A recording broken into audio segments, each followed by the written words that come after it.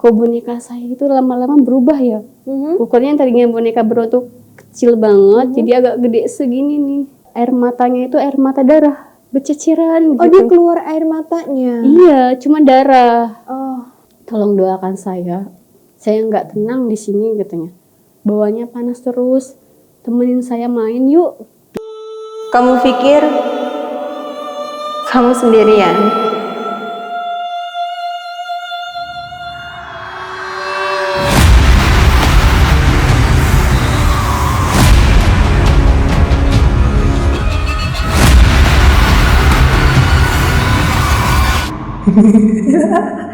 Pencinta misteri di Michi Diary episode malam kali ini sudah kedatangan satu orang narasumber.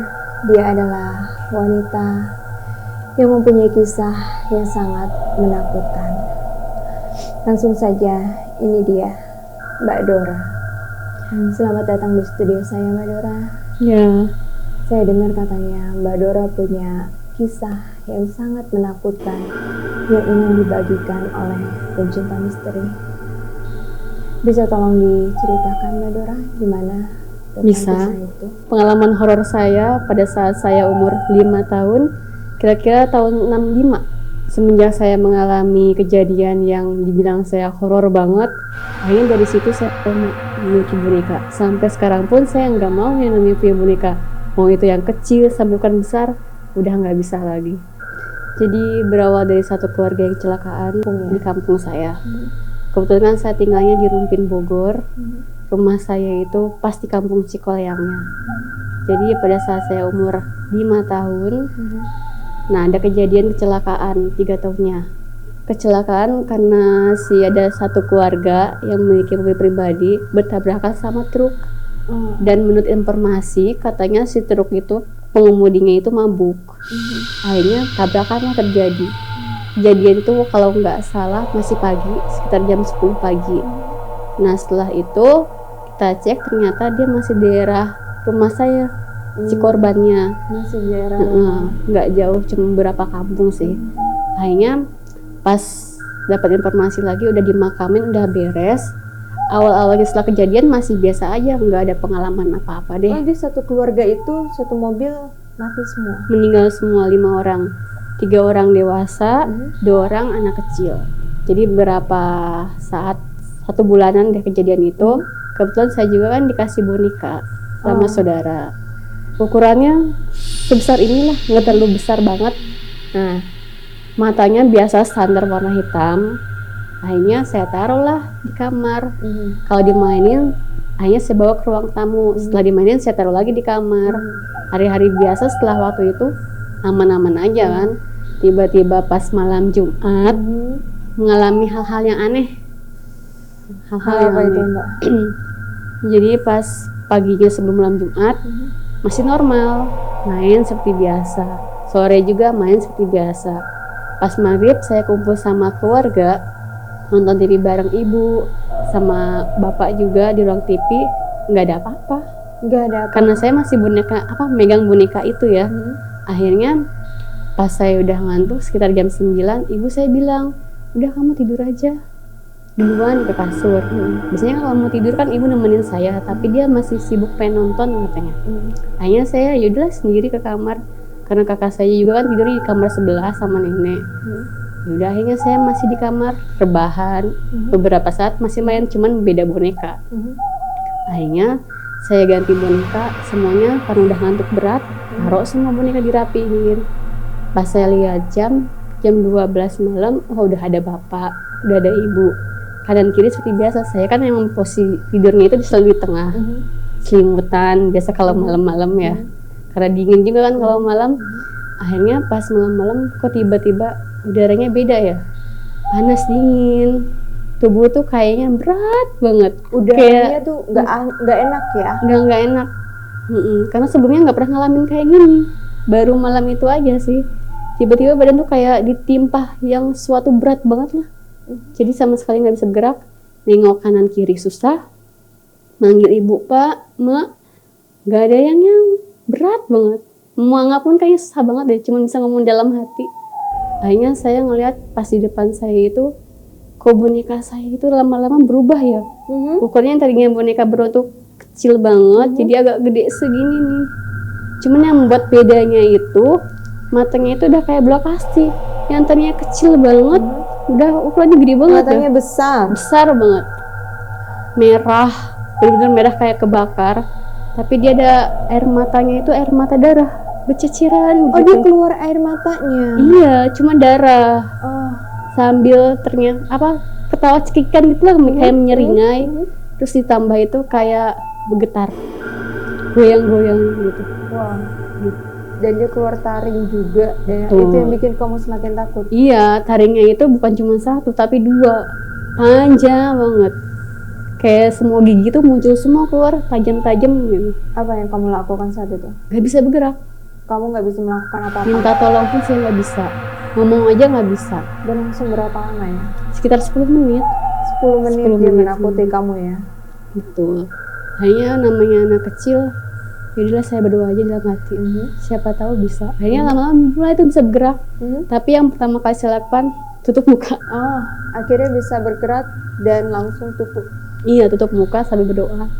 Akhirnya saya baca-baca dalam hati, hilang. Oh. Udah hilang. Akhirnya pas bangun saya cerita sama ibu saya. Tapi ibu saya nggak percaya, namanya cerita anak kecil. Siapa sih yang mau percaya ya kan? Akhirnya dari situ saya kejar sering sakit-sakitan. Tolong sih bonekanya ditaruh di mana, kayak dibuang, kata saya minta gitu. Nanti aja lah, kata orang tua saya.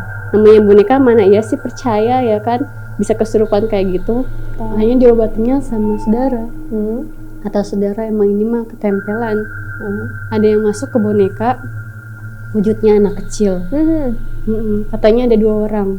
Oh, itu sama seperti dengan yang kejadian ketabrakan pada saat itu. Iya, pas dicek tindak lanjuti ternyata mereka itu adalah orang-orang yang pernah kecelakaan sebelumnya, satu keluarga. Pernah datang ke Dalam kamu? mimpi. Dalam mimpi. Seperti apa dia? Jadi mereka itu minta tolong ke saya, tolong doakan saya nggak tenang di sini katanya. Bawahnya panas terus, temenin saya main yuk, bilangnya gitu. Saya butuh teman. Wah, cewek-cowok. Cewek cowok, kakak adik. Wah. Cuma mungkin karena saat kejadian kecelakaan itu ada arwah yang nggak tenang, masuklah ke wujud boneka. Gitu. Akhirnya boneka itu gimana? Akhirnya boneka itu karena melihat kondisi saya sering sakit-sakitan, akhirnya dibungkus, dibakar. Bakar. Setelah kejadian itu nggak pernah lagi. Udah nggak pernah lagi. Jadi Nggak saya itu pernah udah lagi. sembuh. Tiba-tiba besoknya lagi, kok suka ada kayak penampakan, sekelebat bayangan hitam lewat di dapur. Terus sekelebat lagi kayak di pinggir kasur, suka ada yang putih-putih diem, tapi nggak bergerak gitu. Itu kamu sendiri yang lihat. Iya. Bukan cuma orang rumah tidak ada yang Nggak ada yang cuma kamu lihat. doang. Dan boneka itu pernah nampakin diri lagi atau berubah wujud lagi? Dari situ cuma sekali doang. Cuman yang apa namanya yang sering nampakin itu yang lain. Mungkin Apa itu itu? bisa dibilang teman-temannya kali ya. Apa itu? Kayak misalkan kunti tapi nggak full kunti gitu bentuknya. Cuma kayak bayangannya tapi benar-benar menyerupai perempuan. Kayak terus ada bayangan hitam gede di belakang pintu dapur gitu. Cuma diem aja. Kadang-kadang suka ngelewat sekelebat gitu. Akhirnya dari situ saya sering sakit. Kata ibu dibawa coba deh ke orang pintar. Akhirnya pas dibawa, ini mah kesambet. Dari apa awalnya? Ya dari boneka itu. Karena kan emang posisi rumah saya itu kan belakangnya ada galian pasir, pemakaman umum.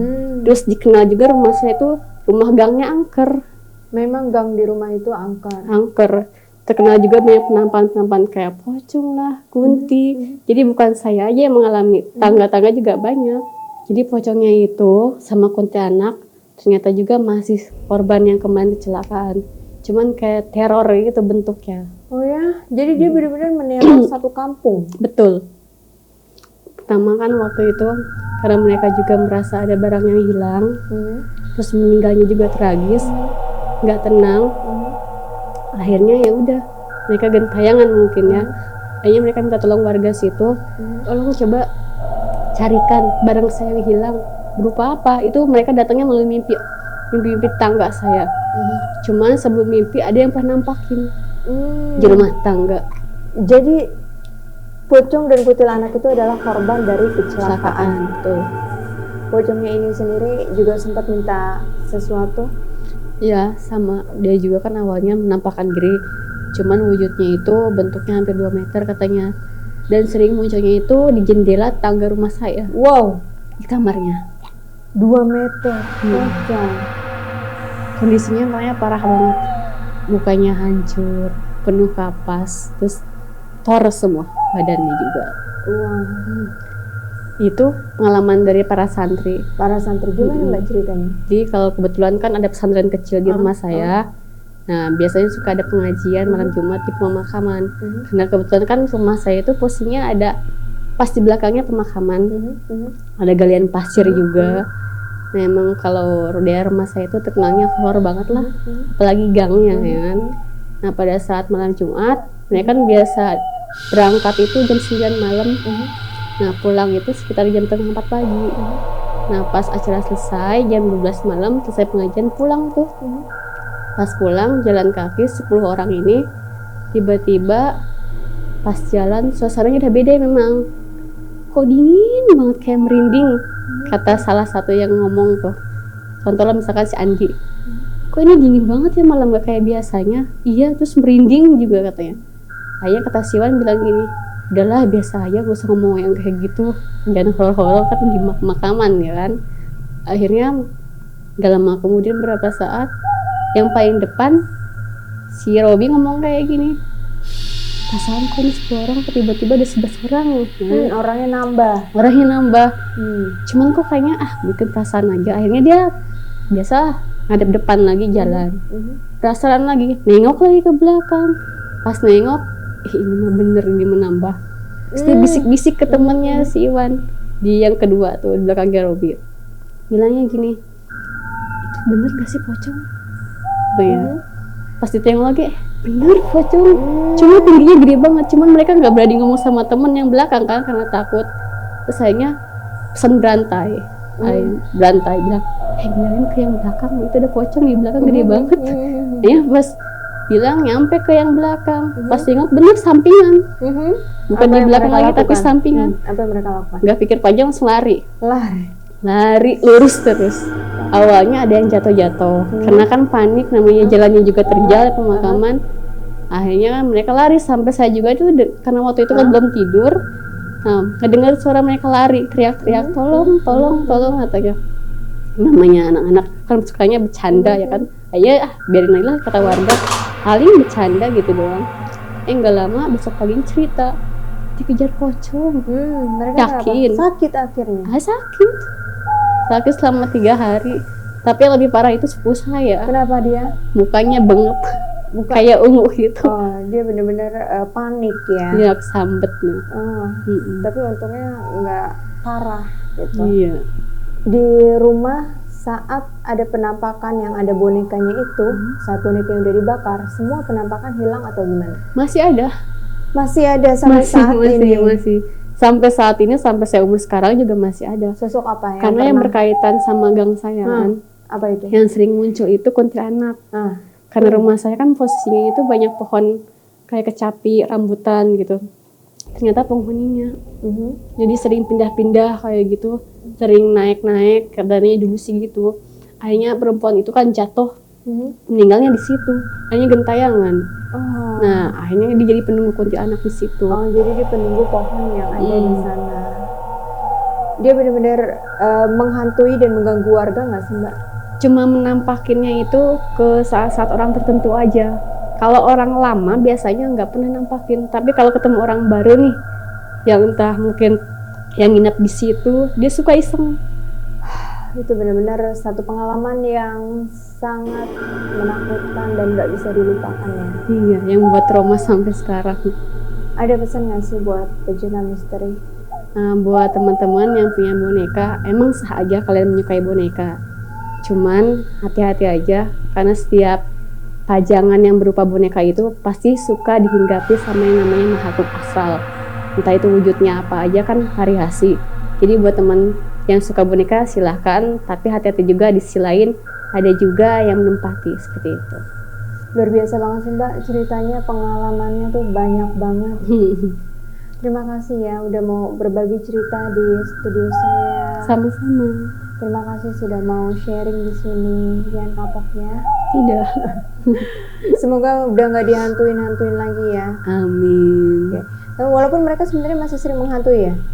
Cuman sekelebat aja sih, tapi hal itu udah kayak biasa kayak. Kayak sudah biasa aja. Hmm. Oke, terima kasih ya Mbak ya. Iya, sama-sama. Pecinta misteri, sampai di sini dulu episode Michi Diary episode kali ini.